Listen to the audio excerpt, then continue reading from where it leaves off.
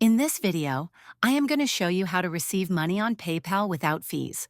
First, ensure you have a PayPal account set up. If you don't have one, visit the PayPal website or download the app to create your account.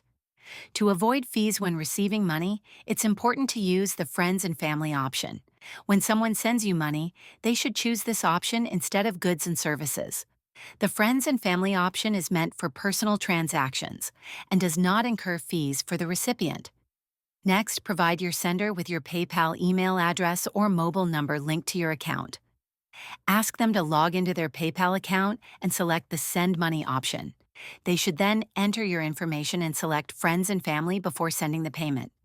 Additionally, ensure that both you and the sender are located in the same country.